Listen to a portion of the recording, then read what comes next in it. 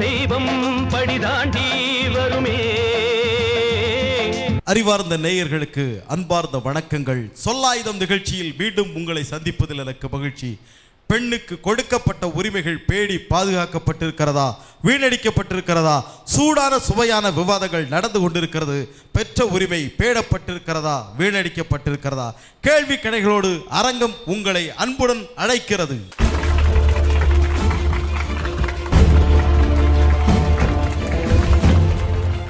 ஐயா, நான் பொட்டு வைக்கிறதுலையும் உடையிலையும் ஏன் நாங்கள் குறை சொல்லுதோம்? நாங்கள் ஆண்கள்லாம் வந்து இவங்க வைக்கக்கூடாதுன்னு சொல்லலை, வைங்க. நீங்கள் பாவையாக இருங்கள், பட்டுடுத்தி அல்லது சாதாரண பருத்தியில் கட்டின உடையவாது உடுத்தி பாவையாக இருங்க, மற்றவங்களுடைய பார்வை பொருளாக இருக்காதீங்க. அதை தான் நாங்கள் சொல்லுதோம். உண்மை, பெண்களுக்கு உடையில் கண்ணியம் வேண்டும் என்பதிலே நமக்கும் மாற்று கருத்து கிடையாது. ஆனால் சகோதரி சொன்னதிலே ஒரு செய்தியை நான் நினைவுபடுத்த விரும்புகிறேன். நான் இருப்பது திருநெல்வேலியினுடைய புறநகர் பகுதி. புறநகர் பகுதியிலே ஒரு வீட்டில் இருக்கக்கூடிய ஒரு பெண், அந்த பெண்ணுக்கு ஏதாவது வேலை கிடைத்தால் அந்த குடும்பம் வந்து வாழ்வதற்கான சூழல் இருக்கும். ரொம்ப கஷ்டப்பட்டு ஒரு வேலை கிடைச்சிது, வேலை தேடினாங்க. ஆனால் இப்போ வந்து அவங்க வந்து மாநகரத்துக்கு வர வேண்டியது இருக்குது. புறநகரத்துலேருந்து மாநகரத்துக்கு வர வேண்டியது இருக்கிறது. அதிகாலையிலே 7 மணி 8 மணிக்கெல்லாம் கிளம்ப வேண்டியது இருக்கிறது. இரவு ரேட்டாக தான் வீட்டுக்கு போக முடியும். சரியான போக்குவரத்து வசதி கிடையாது. அப்போ அந்த பெண் வந்து போக்குவரத்து வசதி இல்லையே, என்ன செய்யலாம், அந்த வேலையை ஏற்றுக்கொள்வதா வேண்டாமா என்று பரிதவித்து கொண்டிருந்தார். அப்பொழுதுதான் அந்த பெண்ணினுடைய தந்தை கூப்பிட்டு சொன்னார், நீ போக்குவரத்து வசதியை பற்றி கவலைப்படாதே, உனக்கு நான் ஒரு பைக் வாங்கி தருகிறேன். பைக் வாங்கி கொண்டு எப்படி நான் சேலை அணிந்து கொண்டு செல்வது என்று இந்த பெண் நினைத்தாள். அந்த தந்தை சொன்னார், சேலையை தூக்கி தூர எறிந்து கொள், உனக்கு நீ பேண்ட் போட்டுக்கோ அல்லது சுடிதார் போட்டுக்கோ. இல்லை, சுடிதார் போட்டு பேண்ட் போட்டு எனக்கு போகிறது ஷையாக இருக்குது, கவலைப்படாதே, ஆண்களைப் போல் முடியை வெட்டிக்கொள்.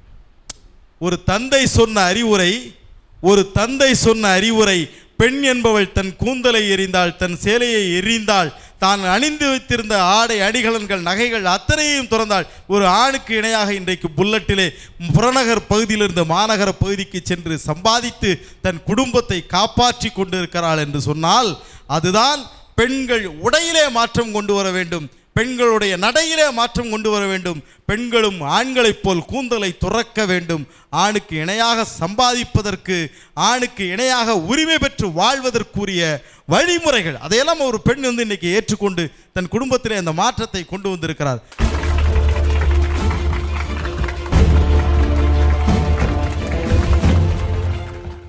பெண்களோட எல்லா உரிமைகளுமே பேணி காக்கப்பட்டிருக்கு. இப்போ பார்த்தீங்கன்னா, நீங்கள் சொன்னீங்க அந்த பொண்ணு 2 வீலர் ஓட்டுறான்னு. நான் 4 வீலர் 15 வருஷமா 4 வீலர் லைசன்ஸ் வச்சிருக்கேன். 4 வீலர் சூப்பரா ஓட்டுவேன். சபாஷ். 4 வீலர் 4 சக்கர வாகனத்தை ஓட்டி கொண்டிருக்கிறார். 15 வருஷமா என்கிட்ட லைசன்ஸ் இருக்கு. என்னோட அந்த ஃபாரஸ்ட் ரேஞ்சரா எனக்கு வேலை கிடைச்சதுக்கு முதல் இந்த ஆப்ஷனே வண்டி ஓட்ட தெரியணும். ஏன்னா ஃபாரஸ்ட் ஒரு வண்டி தந்துருவாங்க, அந்த கிரீன் கலர் அந்த ஜீப் ஒன்று தந்துருவாங்க, அது ஓட்ட தெரியணும்னு. சரி, அவங்க வச்சது ஆப்ஷனே அதான். பயாலஜி குரூப் எடுத்து படிச்சிருக்கணும், பாடி சுவாலஜி. இல்ல, நான் கேட்குறேன், நீங்க வந்து முதல்ல 4 சக்கர வாகனத்தை நீங்க வந்து எடுத்து வந்து ஓட்டிட்டு இருக்கிறீங்க. எனக்கு ரொம்ப பெருமையா இருக்கு. காரணம் என்னன்னா, எனக்கே வந்து இன்னும் 4 சக்கர வாகனங்கள்லாம் ஓட்ட தெரியாது. முதல்ல எப்போ படிச்சீங்க நீங்க? அப்பா டிரைவர், அதனால. ஓ, உங்க அப்பா வந்து ஓட்டுநர். மீன் குஞ்சுக்கு நீந்த சொல்லி கொடுக்கணுமா? மீன் குஞ்சுக்கு நீந்த கற்றுக் கொடுக்க வேண்டுமா? என்ன வாகனத்தை உங்களுக்கு கற்றுக் கொடுத்தாங்க முதல்ல? அப்பா வந்து அவங்க டிரைவிங் ஸ்கூலும் மாமா வச்சிருக்காங்க, தாய் மாமா. அதனால அவங்க அப்படியே அந்த அது வந்து 2 ஸ்டீரிங் இருக்கும், அப்படி வச்சு சொல்லி கொடுத்தாங்க. இப்போ லாங்கா எங்க போனாலும் சரிதான், வீட்டுல எல்லாருமே சேர்ந்து ஆளுக்கு ஒரு 2 hours அப்படி ஓட்டிட்டு போயிருவோம். ஓஹோ, அப்படியா? நீண்ட தூரம் பயணம் செல்ல வேண்டியது இருக்கிறது என்று சொன்னா அப்படி ஓட்டிட்டு ரொம்ப ரிலாக்ஸா இருக்கும். இங்கிருந்து சென்னை வரைக்கும் போனா கூட 1 மணி நேரம் ஜாலியா பேசிட்டே ஓட்டிட்டு போயிடலாம். ஆஹா, உண்மையான சமத்துவம் ஒரு காருக்குள்ளே இருக்கிறது என்று சொன்னால் அது பாராட்ட வேண்டும். சகோதரி சொன்ன மாதிரி அவங்க ஒருவேளை தைரியசாலியாக கூட இருக்கலாம், ஆனால் நிறைய பேர் அப்படி இல்லைங்கிறது தான் யதார்த்தம். இன்னும் சொல்ல போனால் அவங்க சொன்னாங்க பாருங்க, காவல் நிலையம் மகளிர் காவல் நிலையம் வந்த பிறகு இப்போ நிறைய விஷயங்கள் மாறி போச்சுன்னு. இன்னைக்கு உண்மையில் நடக்கிறது என்ன அப்படின்னு சொன்னால், ஒரு மகளிர் காவலரை வந்து ஒரு இடத்துல நிப்பாட்டினா அவருக்கு 2 ஏட்டையாவை காவலுக்கு நிப்பாட்ட வேண்டியிருக்கு, பார்த்துக்கோங்க.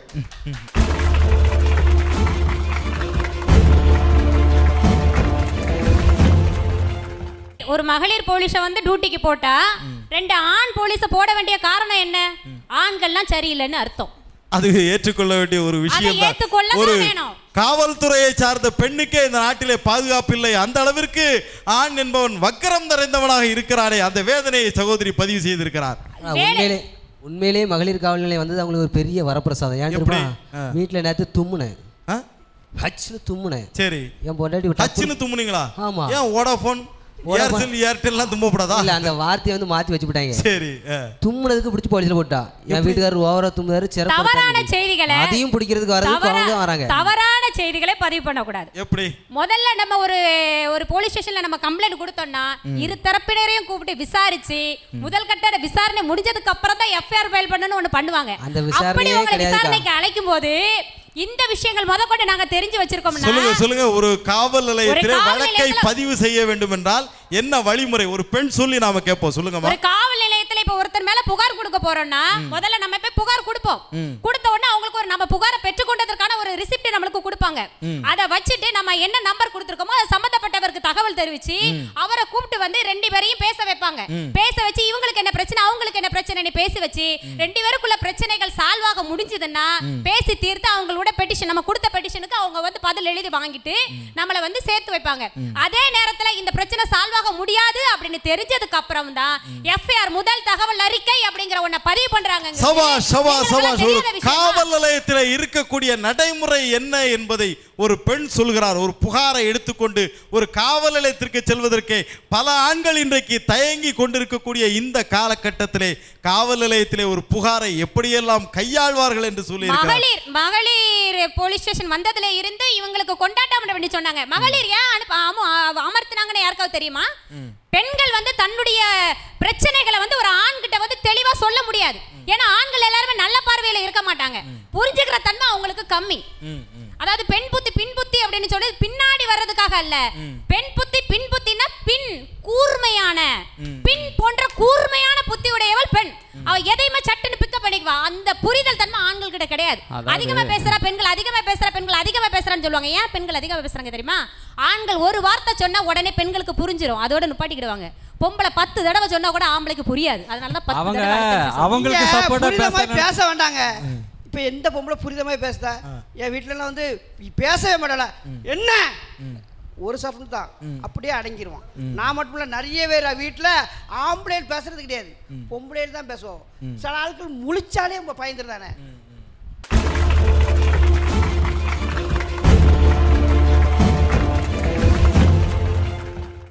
அதாவது அவங்களுக்கு சப்போர்ட்டாக பேசுறதுன்னு நினச்சி எங்களுக்கு சப்போர்ட்டாக தான் பேசியிருக்கிறாங்க. எப்படின்னா பெண் காவலர்கள் வந்து ஒரு பெண் காவலருக்கு 2 ஆண் காவலர் துணைக்கு போடுறது ஏன் அப்படின்னு சொன்னால் தப்பான கண்ணோட்டத்தில் நீங்கள் பார்த்தீங்கன்னா உங்களுக்கு தப்பாக தான் தெரியும். நீங்கள் அப்படி பார்க்காதீங்க தயவு செஞ்சு. அதுக்கு ஏன் அப்படின்னா குற்றவாளிகள் வந்து பெண்ணாகவும் இருப்பாங்க ஆணாகவும் இருப்பாங்க. ஒருவேளை அந்த சம்மந்தப்பட்ட இடத்துல ஒரு ஆண் குற்றவாளியை கைது செய்ய வேண்டியது இருந்தால் அந்த பெண் போலீஸுக்கு துணைக்கு 2 காவலர்களை அனுப்புகிறாங்க. அது வந்து அவங்க மேலே ஒரு நம்பிக்கை இல்லாமையோ அல்லது அவங்களால முடியாதுங்கிறத கிடையாது, ஒரு உதவிக்கு அனுப்புகிறாங்க. அது உங்களுக்கு கொடுக்கப்பட்ட உரிமை. ஒரு காவலர் அந்த கருத்தை முதலில் பதிவு செய்தது இந்த தரப்புல இருந்துதான் இல்லையா? ஒரு பெண் காவலரை அனுப்பி வைத்தால் கூட அதுக்கு பாதுகாவலுக்கு 2 ஆண்கள் கருத்துக்கு மெருகு சேர்த்திருக்கிறார்கள். அதனால நான் உங்களுக்கு நன்றி சொல்கிறேன். நீங்கள் கருத்தை ஆண்கள் தரப்பிலிருந்து தவறாக பதிவு செய்தீர்கள், அதற்கு அவர் விளக்கம் கொடுத்தார். சொல்லுங்க. நான் ஒன்னு சொல்றேன். நாங்க வந்து இதுல இருந்தே நீங்க ஒரு விஷயத்தை புரிஞ்சுக்கலாம். பெண்கள் எப்படி சுதந்திரம் கொடுத்தாலும் ஆண்களுக்கு கொடுக்க வேண்டிய மரியாதையை எப்படியுமே கொடுத்துக்கிட்டு தான் இருப்பாங்க. ஆனா நீங்க அப்படி கிடையாது. பெண்கள் சாதாரண சமையல் விஷயத்துல இருந்து நீங்க குறை சொல்லிட்டு இருக்கீங்க. பெண்களுக்கு என்ன தெரியும் அப்படிங்கிறது உங்களுடைய எண்ணம். சரி, இப்போ பெண்களுக்கு என்ன தெரியும் அப்படிங்கறத நான் சொல்லட்டா? சரி, இப்போ நான் ஒண்ணு கேக்குறேன். மனைவியை ஒரு வரியில நீங்க சொல்லுங்க. மனைவியை நீங்க எப்படி கூப்பிடுவீங்க? உங்க மனைவியை எம்மாமிங்க. நீங்க உண்மையை சொல்லணும், மேடைக்காக இட்டு கட்டி சொல்லக்கூடாது. நீங்க சொல்லுங்க. செல்லம் அப்படிமே. செல்லம். நீங்க? நான்லாம் ஏன்னு தான் கூப்பிடுறது. ஏய் ஏய் ஏய். நீங்க? என்னம்மா அப்படின்னா கூப்பிடுறது. என்னம்மா?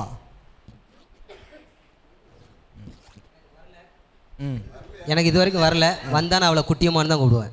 குட்டியம்மா. சரி, நீங்க? எம்மா. நீங்க?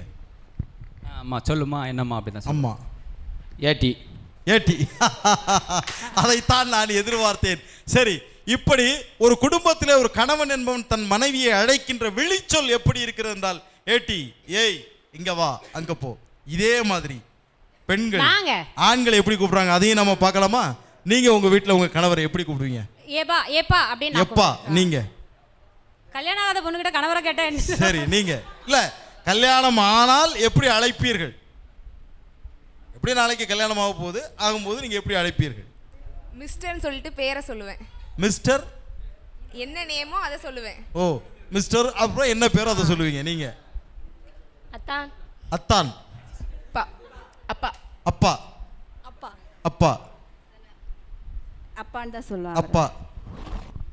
நீங்க இங்க வாங்க போங்க அப்படின்னு சொல்லுவாங்க. ஏங்க நீங்க இங்க வாங்க போங்க. நீங்க நான் டேடின்னு தான் கூப்பிடுவேன். ஏன்னா எங்க அப்பா ஸ்தானத்துல எங்க அப்பாக்கு அடுத்து என்கிட்ட பாசமா இருக்கிறதுனால நான் இப்பவும் டேடின்னு தான் கூப்பிடுவேன். டேடி இங்க வாங்கன்னு சொல்லுவேன். Daddy daddy daddy.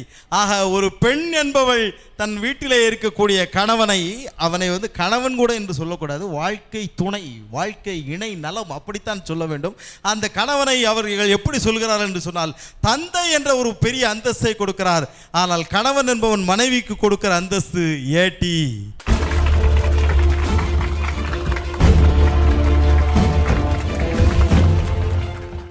இல்லை இப்போ என் தங்கச்சி சொன்னால நாங்கள் எங்கள் கணவனுக்கு நல்ல மரியாதை கொடுக்கணும்னு இந்த போன மே மாதம் லீவில் நடந்த சம்பவம். சரி. என் மகா சொன்னா எப்பா எங்களை கொண்டு பெரியப்பா வீட்டில் கொண்டு சுரண்டையில் கொண்டு விடுங்க அப்படின்னா. சரி. எங்கள் அண்ணாச்சி ஒரு ஆள் சுரண்டையில் இருக்காப்புல.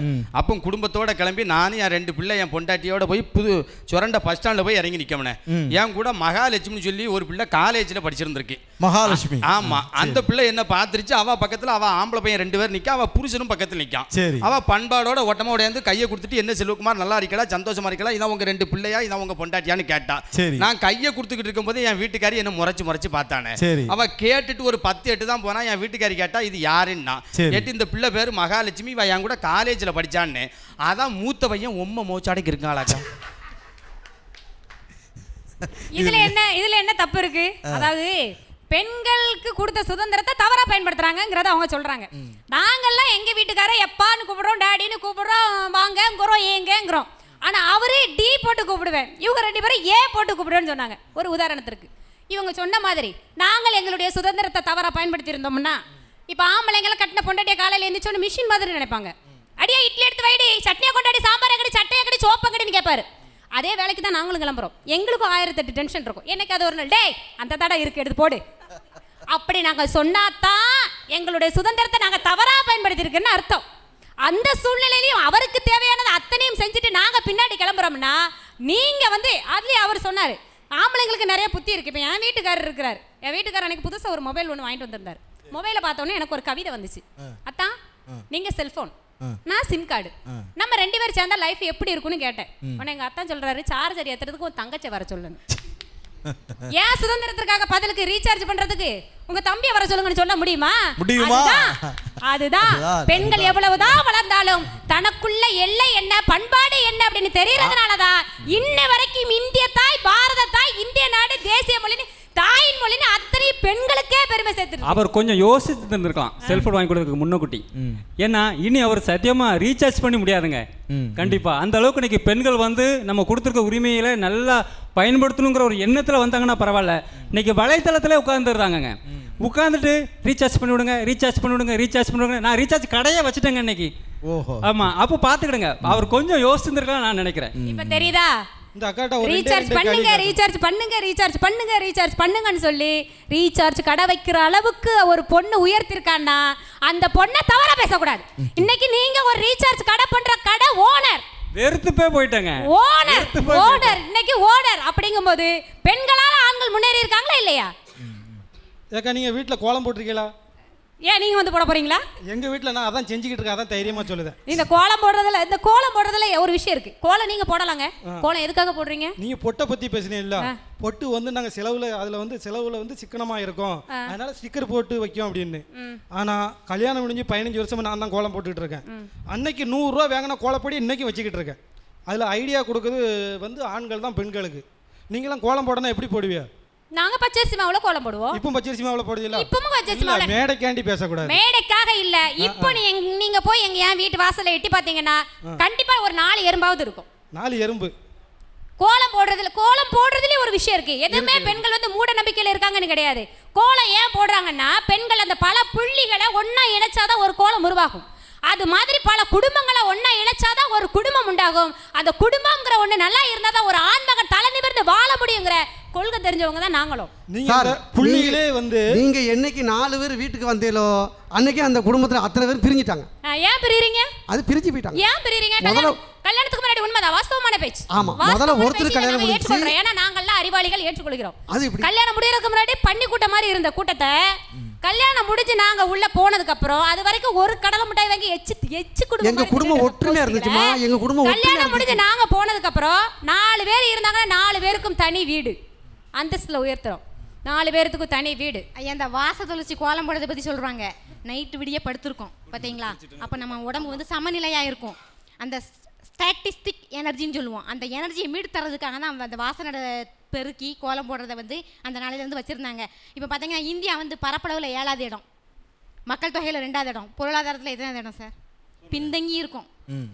எத்தனாவது இடம்னே தெரியாத ஒரு சூழ்நிலை பின்தங்கி இருக்கும். குட்டி நாடு ஜப்பான் இன்னைக்கு எங்கே இருக்கு? எவ்வளோ முன்னேறி இருக்காங்க. அப்போ நம்ம ஏன் நம்ம வந்து இந்தியாவில் தயாரித்த பொருட்கள் நம்ம வாங்குறது கிடையாது. எல்லாமே made in China, made in Japan. பின் அவன் தான் முன்னேறுமா? நம்ம எப்படி முன்னேற முடியும்? இந்திய பொருட்களே வாங்கன்னு சொன்னா எவனும் கேட்க மாட்டாங்க. அது ஒன்று. 2வது, இந்த பெண்களுக்கு முழுமையாக வேலை வாய்ப்பை கொடுத்து பாருங்க, பொருளாதாரத்தில் இந்தியா கண்டிப்பாக நம்பர் 1 வரும். கண்டிப்பாக வரும் சார், நம்பர் 1 வரும்.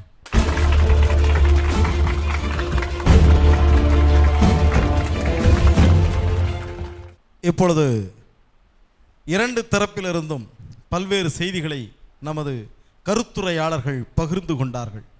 பெற்ற உரிமை பேணப்பட்டிருக்கிறதா, வீணடிக்கப்பட்டிருக்கிறதா என்ற கேள்வி கணைகளுக்கு பதில் சொல்கிற விதத்திலே பல்வேறு கருத்துக்களை எல்லாம் இந்த அரங்கத்திலே பதிவு செய்தார்கள். யோசித்து பார்க்கிறோம், ஒரு பெண்ணுக்கு ஆண் உரிமை கொடுத்தேன் என்று சொல்வதே வெட்கக்கேடான விஷயம். யாருக்கு யார் உரிமை கொடுப்பு? நீயும் சமம் நானும் சமம் என்று ஒரு சமத்தட்டிலே இருக்கிற பொழுது இவர் எப்படி இன்னொருவருக்கு உரிமை கொடுக்க முடியும்? ஆக ஒரு பெண் உரிமை என்பது கேட்டு வாங்குகிறார்கள் அல்லது நாங்கள் கொடுத்து விட்டோம் என்று சொல்வதிலே எந்த பெருமிதமும் இருப்பதாக எனக்கு தெரியவில்லை. அதுபோலவே பெண்களுக்கு ஆற்றல் இல்லை, பெண்களுக்கு சரியான தகுதிகள் இல்லை என்று சொல்லக்கூடிய குற்றச்சாட்டையும் ஏற்றுக்கொள்ள முடியாது. ஏனென்று சொன்னால் இங்கே நடக்கிற போராட்டம் என்பது சமமில்லாதவர்களுக்கு இடையிலே நடக்கிற ஒரு சமமான போராட்டமாக இருந்து கொண்டு இருக்கிறது. இதிலே எப்படி நாம் அவர்களை சமப்படுத்தி பார்க்க முடியும்?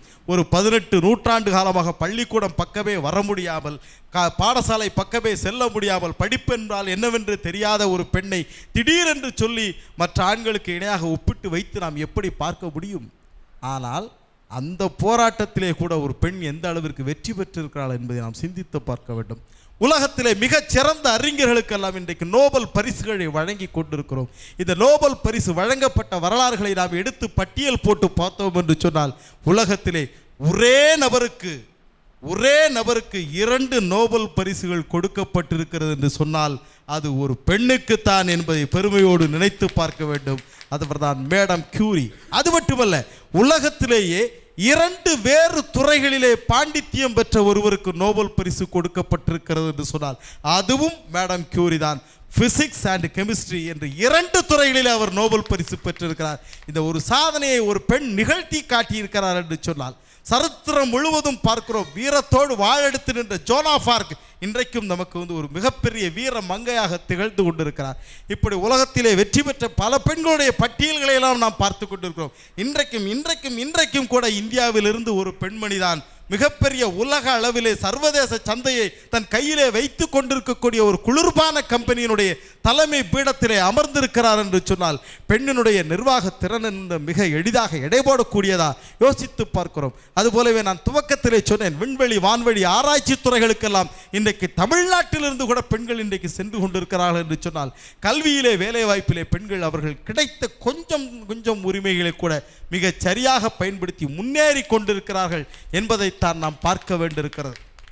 ஆக ஒரு பெண்ணுக்கான உரிமை என்று நாம் பார்க்கிற பொழுது அது கல்வியாக இருக்கட்டும், வேலை வாய்ப்பாக இருக்கட்டும், பொருளாதாரமாக இருக்கட்டும், சமூக அந்தஸ்தாக இருந்தாலும் சரி, அவைகள் கொடுத்தாலும் கொடுக்கப்படாவிட்டாலும் அவைகளை பெண்கள் கொஞ்சம் கொஞ்சமாக பெற்றுக்கொண்டே இருக்கிறார்கள்.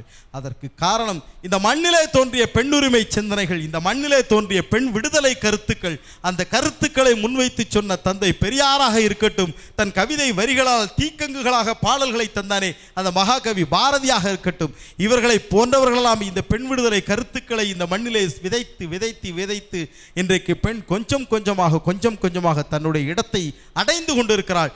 ஆனால் அப்படி முன்னேறுகிற பெண்களை கூட பின்னுக்கு இழுக்கிற சக்தியாகத்தான் ஆண்களுடைய விமர்சனங்கள் பெரும்பாலும் இருப்பதை நாம் இன்றைக்கு பார்த்து கொண்டிருக்கிறோம். அதைத்தான் இன்றைக்கு விவாதித்து கொண்டிருக்கிறோம். அதற்காக முழுக்க பெண்கள் செல்வதெல்லாம் சரி என்றும் நாம் சொல்வதற்கு தயாராக இல்லை. அதையும் நாம் யோசித்து பார்க்கத்தான் வேண்டும். உரிமை கிடைத்து விட்டது என்பதற்காக. அந்த உரிமையை பெரியார் அழகாக சொல்லுவார், அடிக்கடி சொல்லுவார், ஒரு உரிமையை ஒருவரிடம் கொடுக்கிற பொழுது அந்த உரிமையின் வலிமை அவனுக்கு தெரிந்திருக்க வேண்டும் என்று சொல்வார். பெண் உரிமை என்றால் என்னவென்று புரிந்து கொள்ளாத பெண்கள், பெண் சமத்துவம் என்றால் என்னவென்று தெரிந்து கொள்ளாத பெண்கள் இன்றைக்கும் சில தவறுகளை சமூகத்திலே விதைத்து கொண்டுதான் இருக்கிறார்கள். அவைகளெல்லாம் களையப்பட வேண்டும் என்பது நியாயமான ஆண்களின் எதிர்பார்ப்பு. அதையும் நீங்கள் ஒப்புக்கொள்ள வேண்டும் என்று சொல்லி, ஆணுக்கு பெண் இழைப்பில்லை கான் கும்மியடி பெண்ணே கும்மியடி பெண்ணே என்று சொன்னானே அந்த எட்டயபுரத்து எரிமலை எழுத்து சித்தன் மகாகவி பாரதியருடைய வார்த்தைகளை இந்த தருணத்திலே நினைத்து பார்த்து இந்த சொல்லாயுதம் நிகழ்ச்சியிலே கலந்து கொண்ட அத்துணை பேச்சாளர்களுக்கும் கருத்துரையாளர்களுக்கும் எனது நெஞ்சார்ந்த வாழ்த்துக்களை தெரிவித்துக் கொண்டு மீண்டும் மற்றொரு நிகழ்ச்சியில் உங்களை சந்திக்கிறேன். நன்றி, வணக்கம்.